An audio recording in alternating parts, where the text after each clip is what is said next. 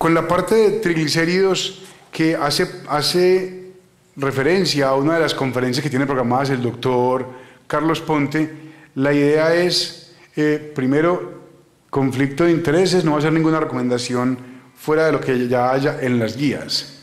Recordarles que los triglicéridos en una menor proporción que el colesterol hace parte del daño de las arterias y, como decía uno de los grandes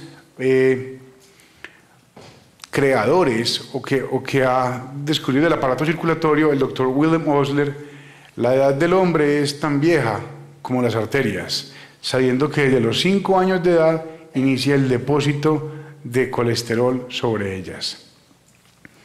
La distribución de las alteraciones del perfil lipídico son tan amplias y tan variadas. En un porcentaje, digamos, muy pequeño de la población no hay ninguna alteración. Muy pequeño porque uno esperaría que fuera la gran mayoría si seguimos hábitos de vida saludables. Pero en un porcentaje alto se encuentra triglicéridos elevados y triglicéridos junto con otras alteraciones. De esto, lo más importante obviamente es LDL, pero hoy nos enfocamos en la parte de triglicéridos. La evolución, y tiene que ver con el empalme de la conferencia que sigue, vamos en las guías ATP1, ATP2, ATP3, 88, 93, 2001 y, como nos han informado, en noviembre de este año estaríamos teniendo en nuestras manos, o esperemos que vemos enseguida, el ATP4. Esperamos que nos den recomendaciones sobre los diferentes medicamentos, la indicación de los diferentes medicamentos y un punto muy importante que es de debate en la actualidad, es cuándo iniciarlos y hasta cuándo llevar el perfil lipídico. Más que todo para pacientes con enfermedad coronaria, para pacientes con riesgo cardiovascular elevado. Se está manejando LDL por debajo de 100, LDL por debajo de 70. ¿Qué nos van a decir de los triglicéridos? ¿Qué nos van a decir del colesterol no HDL y demás? Recordar que los secuestrantes de ácidos biliares tienen una potencia para bajar LDL y aumentan el HDL. Puede incrementar triglicéridos.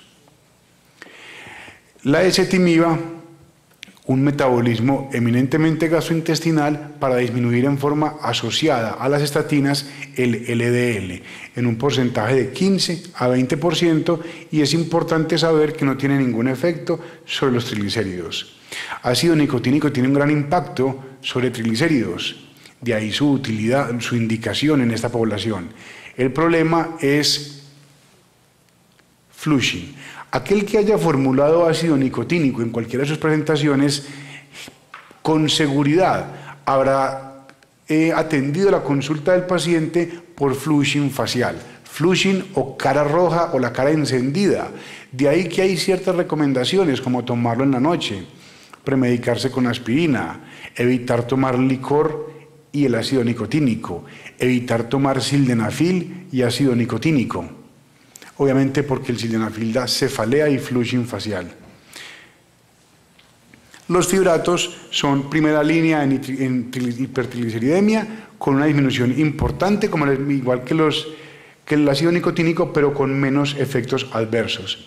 Y las tan recomendadas y tan utilizadas estatinas, con una disminución muy importante, dependiendo del ajuste de la dosis del LDL, y disminuciones menos intensas de triglicéridos y el aumento del HDL, con efectos adversos muy conocidos como son miopatía o mialgias, que son frecuentes, y menos frecuentes la rhabdomiolisis y la hepatotoxicidad. Estatinas se asocia a LDL, fibratos se asocia a triglicéridos, la niacina, sumando o restándole los efectos adversos, se asocia a disminuir triglicéridos y aumento del HDL. El aumento del HDL tiene una importancia y eso lo vamos a ir viendo en la medida que van apareciendo más estudios y hay más consenso. Tiene utilidad en el aumento del colesterol no HDL, que se abre paso como un posible nuevo marcador terapéutico y de factor de riesgo. basados en qué definimos el manejo farmacológico: edad del paciente, hombre o mujer, la entidad de salud, comorbilidades y perfil lipídico. Esto en nuestro país sigue siendo un problema o una limitante o algo con lo que hay que saber manejar, porque el manejo de las patologías cardiovasculares es a largo plazo, es sostenido y requiere continuidad. Entonces muchas veces uno empieza un medicamento de alto costo sin haber agotado otras opciones, y la idea es empezar de a poquitos para llegar pues de lo que se cubre el post, y si es del caso, lo que ya no se cubre. Y lo que les mencionaba previamente, basados en qué. Es importante, al ver el perfil lipídico, no empezar a formular medicamentos, uno para HDL, uno para triglicéridos, uno para colesterol, sino ver previamente lo que les decía, quién es el paciente, y lo otro, cuál es la meta. Hoy nos vamos a enfocar en triglicéridos. Eso quiere decir que el paciente de hoy no va a tener 200 de triglicéridos, ni 300, porque va asociado a un colesterol total de 250, de 300. Para que nos enfoquemos en triglicéridos deben ser valores muy altos, muy elevados. Recientemente está publicada un documento de la Sociedad Endocrina, Evaluación y Manejo de los Triglicéridos, en el cual, durante todo el texto y como conclusión, hablan de la clasificación de hipertrigliceridemia cuando éste alcanza valores por encima de 150.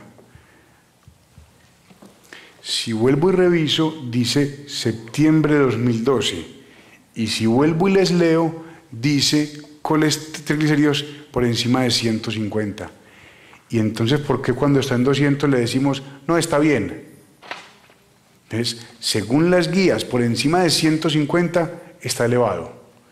Obviamente, habrá niveles de elevación, y cuando ya está por encima de 1000, ya el riesgo es de pancreatitis. Por encima de 500 hay riesgo cardiovascular asociado. Entonces ya va adquiriendo importancia, ya va requiriendo manejo farmacológico, manejo no farmacológico. Hombre de 50 años que llega a la consulta con el rash. Hay otra cosa muy importante que nosotros como especialistas, ayer lo preguntaba una doctora en la primera fila, en uno de los simposios precongreso. Cada vez nos queda menos tiempo en la consulta, entonces nos tenemos que enfocar en la parte, en nuestra especialidad. Entonces, ojalá no sea factible que el paciente llega, hombre de 50 años, a la consulta de cardiología porque tiene un brote. Yo soy cardiólogo, vaya donde el dermatólogo, o vaya donde el alergólogo, no tengo ni idea de eso.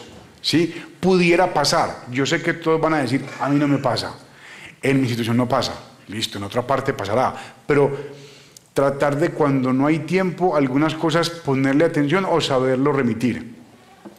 Este señor presenta este rash, es hipertenso, hipercolesterolemia, hipertrigliceridemia, antecedente familiar de diabetes y de enfermedad coronaria. Y en el último año el paciente refiere a un aumento de 10 kilos de peso con respecto al previo. No hace ejercicio, no hace dieta y, como todos nosotros, consumo, bueno, como la gran mayoría, consumo ocasional de alcohol.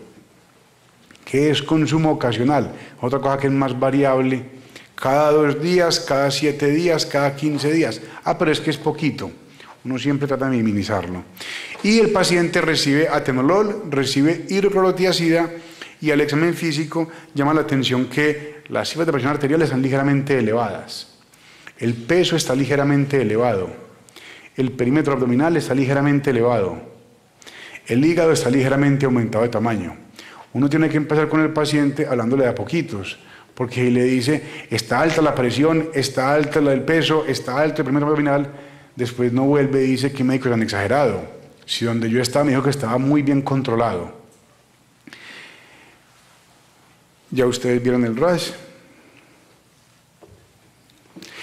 ¿Quién a este paciente, para que no se esfuercen respondiendo, le pide un perfil lipídico, o le pide una prueba de función hepática, o le pide glicemia en ayunas, o le pide específicamente las partículas de lipoproteínas, o le pide todo,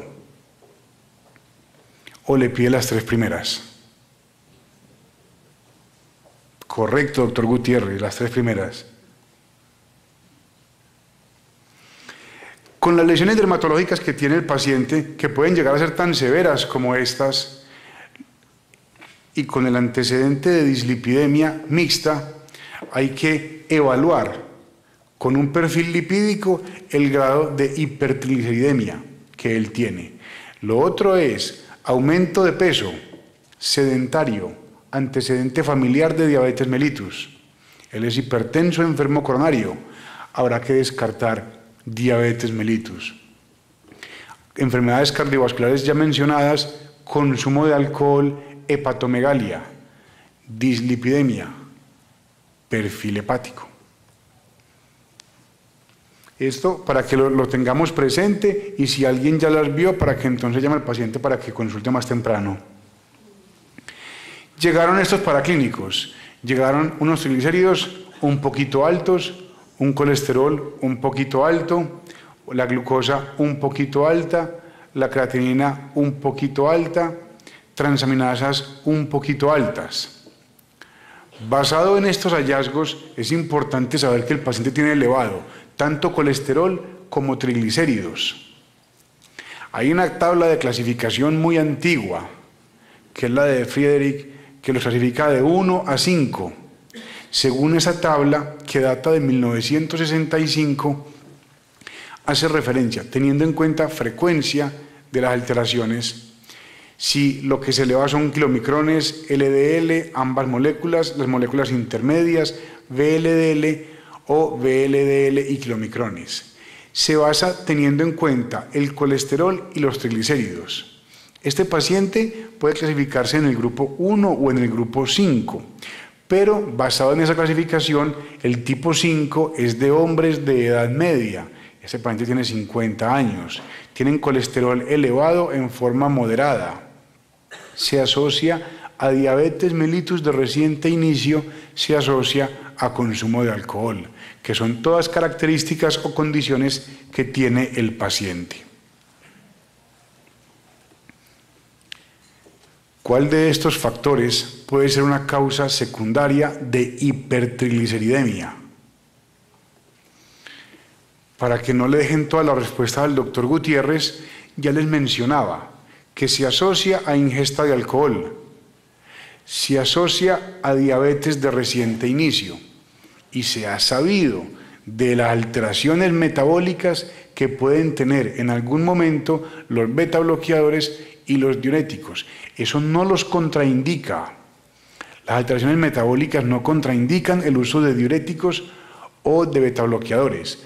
Hace que estemos más pendientes de ellos y que haya que ajustar el manejo de la hiperglucemia y el manejo de los factores asociados. Vimos los paraclínicos, vimos los antecedentes. ¿Cuál es la meta farmacológica del paciente? Lo que les mencionaba al comienzo, uno puede empezar a formular medicamentos para bajar todo. En este paciente tenemos colesterol total elevado. Sin embargo, en un paciente con 1600 de triglicéridos, la meta debe ser los triglicéridos. Una vez estén por debajo de 500, los triglicéridos, ya uno puede enfocarse, si es del caso, en colesterol total. Esto es para el perfil lipídico. Obviamente hay que hacer medidas para el manejo de la hiperglucemia, para el manejo del sedentarismo, para el manejo de la obesidad. La clasificación ATP3 habla de lo que les acabo de recordar, lo que les acabo de repasar, lo que les vuelvo a insistir. Con triglicéridos normales, 150. Límite alto, evalúen esto. Sobrepeso, triglicéridos, HDL, presión arterial. De 200 a 500, alto, enfermedad coronaria.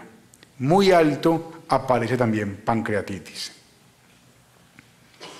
En este paciente, la recomendación sería evitar carbohidratos, disminuir grasas totales y saturadas, e igualmente hacer ejercicio, suspender consumo de alcohol. Uno siempre inicia con disminuir consumo, sabiendo que la meta va a ser a corto y largo plazo lograr la suspensión definitiva del mismo. ¿Y qué medicamento se recomendaría en este paciente? Sabemos que es hipertenso, que es diabético o tiene elevada la glucemia. Habrá que hacer otros exámenes para diagnosticarla, está bien, pero tiene glucemias elevadas, creatinina elevada, tiene enfermedad coronaria y es hipertenso. Uno pudiera aumentar el beta bloqueador, ¿sí?, por el antecedente de enfermedad coronaria. Podría adicionar calcio antagonista e IECAS. No se recomienda aumentar la dosis de diurético específicamente en este paciente, mucho menos mantener el manejo farmacológico actual y menos adicionar un alfa bloqueador. Para protección renal y por paciente diabético se recomienda adicionar un calcio antagonista con un IECA. Y de lo que vimos al comienzo y sabiendo el perfil lipídico del paciente, no tendría indicación el uso de resinas porque éstas bajan colesterol y pueden aumentar el valor de triglicéridos. Los demás medicamentos sí se recomiendan, unos por sobre otros. No hay indicación de iniciar los pacientes estatinas, al menos al momento de la evaluación, por el valor tan elevado de los triglicéridos. ¿Qué se hizo con el paciente? Del médico que me remitió el caso, para que no se preocupen que no es de acá. Se le inició amlodipino 5 miligramos cada 12 horas. Se le inició enalapril 5 miligramos cada 12 horas. Se inició metformina 500 miligramos cada 12 horas y omega 3. También que discutíamos ayer cuál era la indicación y hablábamos de que puede disminuir 20 o 30 miligramos de triglicéridos, que nos sirven cuando tenemos 1600. Cualquier ayuda es útil en este momento. A las 2 semanas, obviamente no suspendió todo el licor, pero empezó a moverse un poquito, mermó el consumo de licor, hizo cambios de dieta y vean cómo alcanzó a bajar más de 1000 miligramos. A las 6 semanas estamos en 350. Vean cómo sigue el colesterol, vean cómo sigue la glucosa, bajó 5 kilos, con mes y medio de terapia farmacológica. Les mencionaba entonces fenofibrato, ácidos grasos omega 3, pueden aumentar niveles de LDL, tener precaución con estos medicamentos. Y un punto importante, omega 3 y fenofibrato me bajan triglicéridos en forma muy importante, como vimos en el caso clínico. Pueden bajarme LDL, pero pueden producir aumento del LDL, pueden producir. De ahí que cuando uno hace manejo farmacológico o no farmacológico hay que hacer seguimiento. Les mencionaba también, la recomendación o el objetivo inicial de este paciente no es inicialmente el LDL, el objetivo inicial son los triglicéridos. No 150, sí 500. Apenas bajen de 500, la meta será LDL, será triglicéridos. Y depende de lo que nos muestren las nuevas guías, ver si el HDL y el colesterol no HDL. ¿Cuál es la meta del manejo para este paciente? Según las guías ATP3, depende del momento en el que evaluemos al paciente. Al inicio, triglicéridos. Después, triglicéridos. Después se asocia LDL. Y sabiendo que si tiene enfermedad coronaria, la meta debe ser por debajo de 100. ¿Qué otro medicamento podría adicionarle uno al paciente? Sabemos que tiene enfermedad coronaria, entonces aparecen las estatinas, buscando entonces normalizar el colesterol total y llevarlo a metas de LDL. Posteriormente, metas de HDL y finalmente, manejando un perfil lipídico óptimo o ideal, manejando un colesterol no HDL en metas. Al año de seguimiento, el paciente bajó otros 10 kilos, normotenso, la glucemia sigue bajando, el colesterol total se ha normalizado, triglicéridos siguen elevados, el HDL ha aumentado y el LDL está en metas, con un colesterol no HDL que para él debe estar por debajo de 100, igual todavía está ligeramente elevado, pero el perfil lipídico tuvo un cambio drástico a como lo vimos inicialmente. Habiendo hecho esta pequeña introducción, ahora sí sigo con mi conferencia. ATP4, octavo Joint National Commission de Hipertensión, guías de obesidad, guías de riesgo cardiovascular. Llevamos 2 años esperándolas, llevamos varias actividades académicas internacionales esperándolas, llevamos navegando en la página de la Sociedad del NHLBI, que es Instituto Americano de Corazón, Pulmón y Sangre, y se informó que las iban a presentar en Los Ángeles, en el Congreso del American Heart, que fue del 2 al 7. Entonces les traigo esa información. ¿Qué esperar del ATP4? Es obviamente la actualización del tercer ATP, ya lleva 10 años de estar guiándonos y marcando la pauta del manejo farmacológico. El curso 88, 93, 2001, hay actualizaciones para el 2004, hay documentos o consensos y lo que dice la página del NHLBI, Instituto Americano, es que se van a presentar a lo largo de este año y se presentan en mesa redonda en conjunto en Los Ángeles. En abril del 2012 salió un documento y preparándonos para las nuevas guías. En la página del instituto hablan de que las guías de colesterol salen en el 2012, el octavo Joint National 2012, guías de obesidad 2012. Guías de riesgo cardiovascular para estar presentadas ya. En octubre del 2009 hay unas preguntas que calmaban a la gente que quería saber qué había en el cuarto Joint Committee, en el cuarto ATP, perdón, qué había en el octavo Joint Committee. Estas preguntas las responden en la página web. Ayer aparecen las mismas preguntas. O sea que del cuarto ATP poca información nos han dicho. ¿Por qué el Instituto de Salud de Corazón, Pulmón y Sangre americano está participando en el desarrollo de estas guías? Participó en las guías número 1, 2 y 3. ¿Por qué participa en esto? Para que entonces digan por qué hay fundings o grants del gobierno americano en el desarrollo de guías. Porque es importante que una patología de tanto impacto a nivel mundial tenga un documento integrado o un consenso que tenga la aprobación de una entidad internacionalmente conocida y respetada. Lo otro es para que lleve documentos uniformes o estándares que se puedan aplicar. ¿Cómo hace el instituto para revisar esos documentos? Él junta un montón de expertos para temas en especial, que son obesidad, dislipidemia, hipertensión. Junta para 2 grupos de trabajo, que es riesgo cardiovascular. Manda convocatoria por internet, recibe más de 400 respuestas y de esto la mesa asesora escoge su grupo.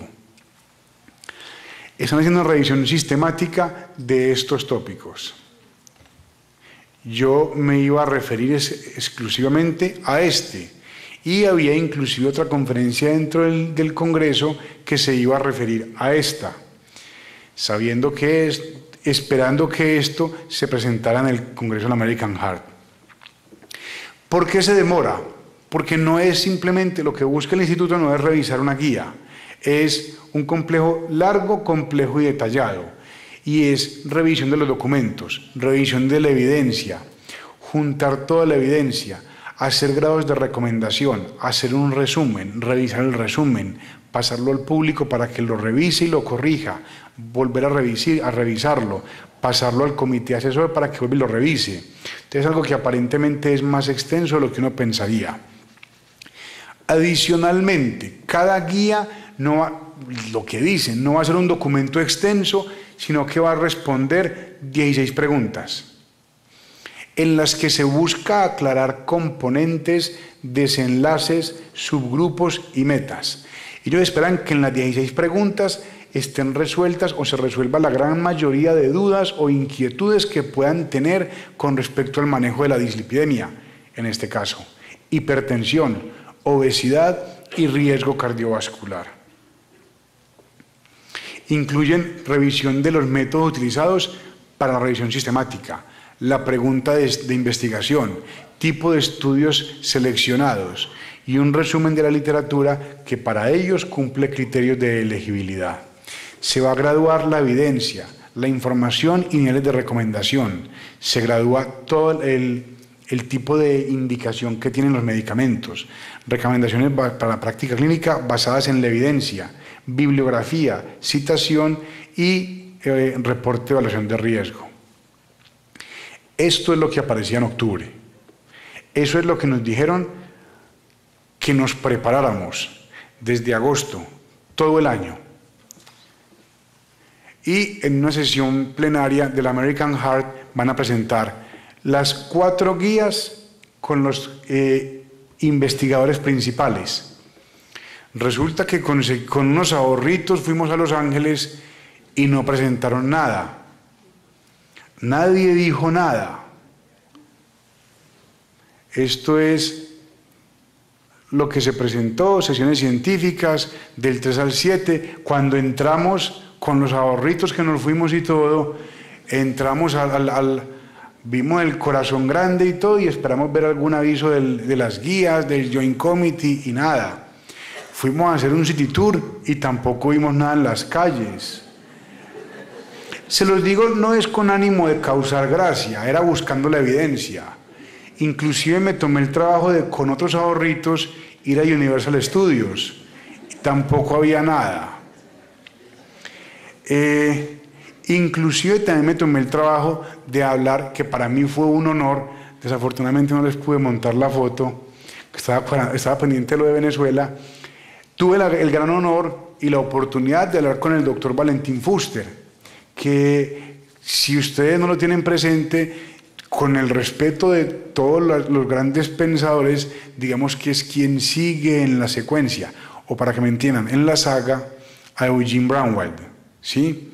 Es uno de los cardiólogos más importantes en cuanto a lo que es la medicina actual. Le pregunté de esto y no me quiso responder. Sí, me dijo, no me meto en eso, igual no me compete, nada. En conclusión, todo lo que les vaya a decir del American Heart no se dijo nada. Volví y entré a la página, pero entonces, de lo que yo les iba a decir, volví, entré a la página y lo que decían de la fecha del American Heart y todo eso, ya lo cambiaron. Y dicen que en la medida que los reportes pasan a través de todo el proceso de revisión, van a ir colocando actualizaciones. Y se seguirá trabajando, pero no dicen cuándo. Hablan las mismas preguntas y estos son los documentos que están en desarrollo. Lo que me sorprendió es que me gasté la platica yendo a Los Ángeles, que con tanto ahorro había conseguido, y me encuentro que el documento de colesterol apenas va acá. El de hipertensión apenas va acá. Y eso lo bajé ayer, hoy en la madrugada. Todo lo que falta, gracias a mi Dios fui a Universal. ¿Cuál es el proceso de las guías? Este es todo el proceso. Se los traduje para... Esto es lo que dicen. Draft, Federal Review, Expert Review, Advisory Council, Public y HHS. Eso es todo lo que quieren ellos que pase el 4º ATP y el 8º Joint Committee. El problema es que en este momento apenas está el Consejo Asesor haciendo revisión, comentarios y aprobación. Falta que lo entreguen al público y como somos de incumplidos. Y después de esto, que lo revise el Departamento de Salud y Servicios Humanos para ver costo, efectividad y finalmente hacer editorial, comentarios y aprobación. Ni qué decir del de hipertensión. Vean dónde va. Y lo digo porque siempre le dicen a uno, no, haga esto y esperemos el octavo Joint Committee. Y llevamos ya más de 2 años con esa noticia de que ya iba a salir. ¿Qué preguntas, aparte de lo que yo encontré? Se las pongo textuales para que no haya errores de transcripción. Lo que ellos van a resolver. Y hay algunas diapositivas o slides ahí que tratan de aclarar los objetivos. ¿Qué evidencia hay para que el LDL sirva para prevención secundaria, inclusive en subgrupos y en metas? Ahora lo que se va a tratar ahí. ¿Qué evidencia soporta en las metas de LDL para prevención primaria? ¿Y cuál será el impacto de las drogas de colesterol para manejo del colesterol en eficacia y seguridad? Problema muy grande que se les viene porque también hablan de lo que es el impacto para la economía. Y las guías que se asocian también de dieta y ejercicio. Van a tener en cuenta todos y cada uno de estos factores. Y concluye en algunos de los documentos recientes, si lo que la gente está haciendo ahora es correcto y no hay cambio en las recomendaciones, estamos bien. Si hay cambios muy sustanciales, queremos ser muy cuidadosos para que la evidencia que se entregue esté basada en la evidencia y sea la mejor evidencia posible.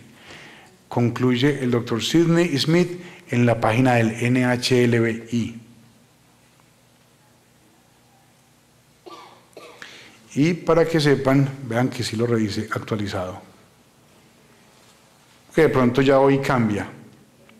Como conclusión, falta mucho para el cuarto ATP4, falta mucho para el octavo Joint Committee y la recomendación, como decía el doctor, es aplicar las guías, consensos y recomendaciones para llegar a las metas actuales recomendadas actualmente. Muchísimas gracias.